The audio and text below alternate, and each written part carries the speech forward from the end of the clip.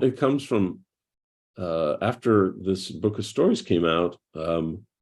I was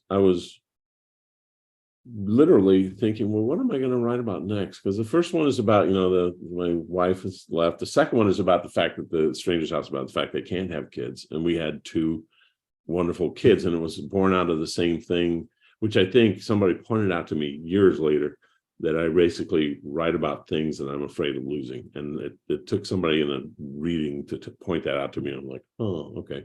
So I finished the book, published the book of stories, and I thought, I really did. I thought, well, what am I going to write about next? And then I realized that my life had delivered me this story that I'd been witnessing my whole life. And that was that my grandmother, in that tight-knit family I talked about at the beginning, she had six kids, and the sixth kid, my aunt, was a Down syndrome kid.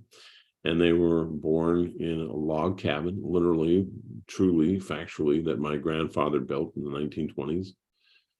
And my dad is one of those six kids. And I realized, this is a story, man. This is like this saga. And I just had published these little stories, domestic drama, And so I thought, well, I think I'm going to try and write this big story. But how do you bite that off? And you bite it off in terms of how do you dress that? You dress it in terms of a person. And my grandmother was this person that I'd grown up with. And then I sat down and I wrote like the first 40 pages of it, first person. And I remember thinking, boy, that really was too easy. That was just too easy. It really took, like a week.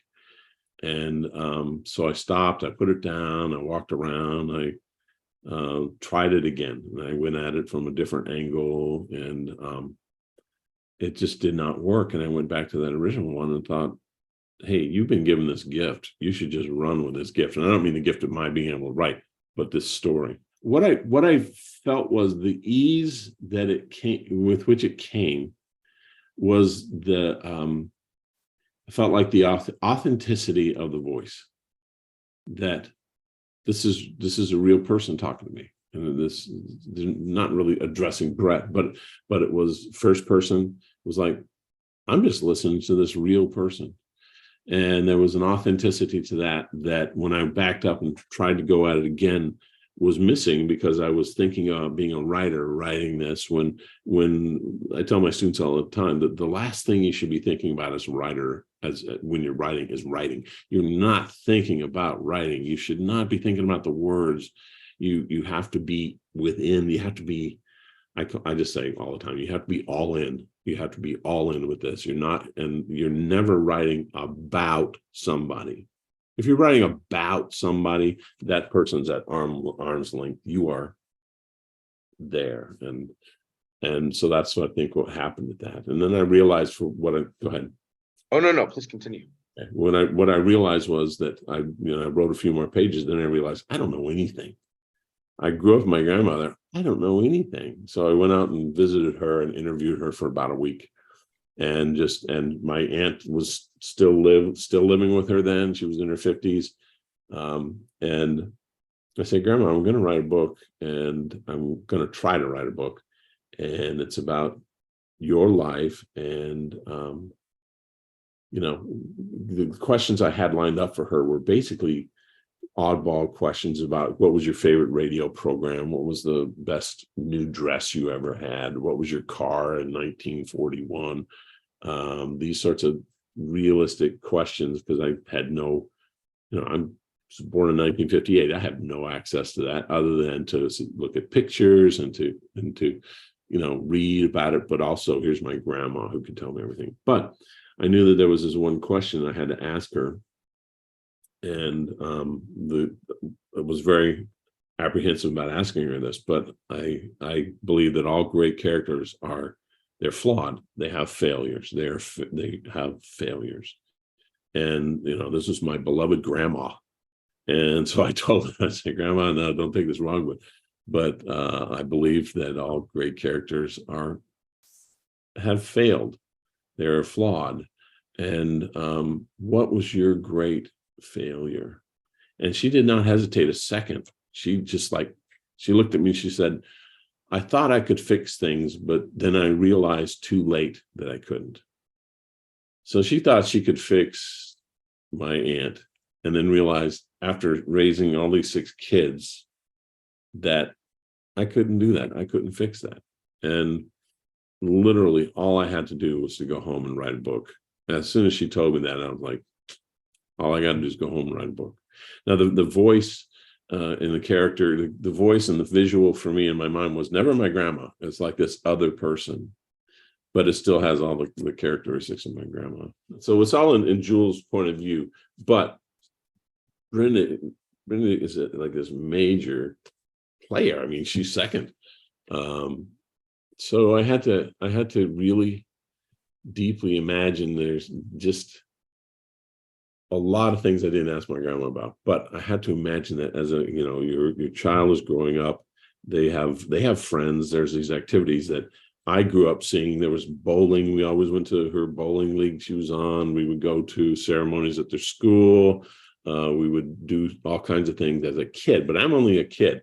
But the great gift from God is our imagination, and that I just was sitting and just spent a lot of time imagining what daily life was like. And when I finished the book, I gave it to my grandma, and she said, hey, it's a really beautiful book, but I wasn't as hard on your grandpa as you made me out to be. Because she kind of single-handedly got the family to move from Mississippi to Los Angeles, where she had read in Reader's Digest that there was all sorts of big steps being made for Down syndrome in Southern California. So I said, oh, Grandma, it's a novel, don't think about it. But that same summer, we went and visited one of my uncles at his place in Kansas, and sat down with him. And he'd read a novel too. And the first thing he says is, you got that exactly right about how Mama handled Daddy. So it was all a big practice in imagination based on what I knew, and then asking myself, well, what do I not know about what I know? Always go back to that. What do I not know about what I know? Jewel came out in 1991, and Oprah called in January 1999. So I'd actually written 4 more books after Jewel. Jewel came out and did really well, and then I posted another novel and a book of stories and a book of essays, and then a series. Another novel. Yeah, cool series. Yeah, or sort of duology. Yeah. Yeah. So when it happened, she found me and called me, and her assistant called, and it's a really kind of a long story, a very particular thing that happened on that particular day of that phone call in the morning. I don't know if you have time or not. Do we have any time? It's your episode. Yeah, we have as much time as you'd like. So what happened was that I had written The Hunt Club, which is my 8th book, and it came out and it did very well. And the publisher, Random House, Villard Books at Random House, said, hey, would you write a sequel to it? That came out in 98. So the Hunt Club. So I took the whole year in 98 writing the sequel to it. And as I was writing it, I was like, this is working. This is working. This is working. I think this is working, till I get to the end and it didn't work. And so on this particular day, I teach in a low residency MFA program up in Vermont, at Vermont College. And that means for like 2 weeks in July and in January, I go to Vermont. All the students from all over the country go to Vermont. We meet. And I had this particular day, I had dinner the night before with a student I was working with who was from Michigan. He's like 51. He was a guy working on a really interesting novel. He'd been in Best American Stories like 20 years before, and then had a life. So the next day, you sleep in dorms, but you're adults from all over the country, but you sleep in dorms. And his next door neighbor had knocked on his door in the morning to go to breakfast, and nobody answered. Thought, okay, he's asleep. later that day at lunch, a friend knocks on the door and nobody answers, and calls and he doesn't respond. And then they got security to come and open up the door to his dorm room, and he had died. He was turns out that he had a brain hemorrhage, and he died, and he was reading one of my novels. He was reading one of my novels. It was in his hand. He was dead. That same morning, when that stuff was going on, I was having a 3-hour conversation with my agent about this novel that didn't work. And we were like doing this reconnaissance over how are we going to tell, my editor, this one didn't work. How much of an extension? How much work can we do? Do we do a different book? What do we do? It was terrible. It was 3 hours. Then this thing happened after that phone call. This thing happens, and I just happened to, and I was going to spend the next semester. I just spent a semester working with him. I was going to work the next semester with him. And then nobody ever died in this program before. So the chair of the department, the chair of the program, and the admin person had a meeting. We're having a meeting like, what do? We got to get the body home and send it. So I was answering the phone for the admin person so they could have this meeting. And I'm answering phones, and then this guy calls up and says, can I speak to Louise Crowley? And I said, let me see if she'll take a call. And she said, I'll take it. So she picked up the phone, and she looks at me and she goes, you were just talking to him. She hands me the phone. The guy says, is this Bret Lott? I said, yes. And he says, I'm calling from Chicago. My boss is working on a project. She'd like to talk to you.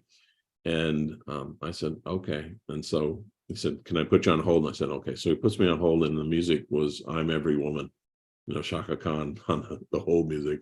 And then I'm sitting there, and the phone goes click, and Oprah says, Bret, this is Oprah. We're going to have so much fun. And I remember yelling, is this a joke? This is the first iteration of the book club. It was huge. It was monumental. And these things happen all in the same day.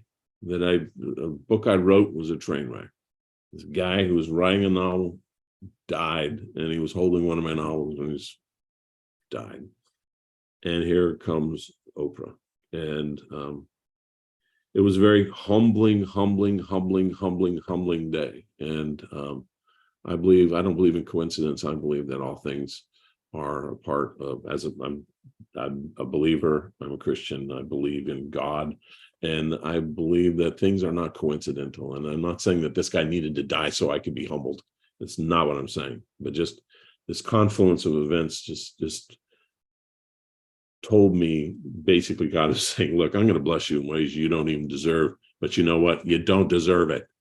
You be humble. So I wrote the guy's name. His name is Jim Ferry. I wrote it down on an index card. And right then, and I put it in my pocket. So every day that I was an Oprah dude, I had Jim Ferry's name in my pocket on an index card. So every time I put my hand in my pocket, I'm thinking, this is fleeting.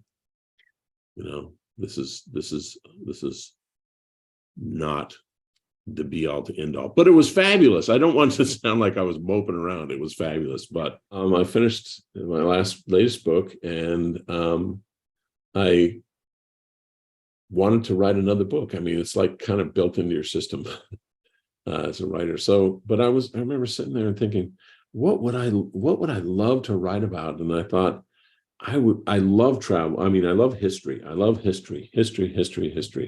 I read history all the time. And I thought, what if I could go to particular points in history? And I thought I could write a novel about that. And so this is kind of the central conceit of this book, and it's in process. It's not done. I have no outline.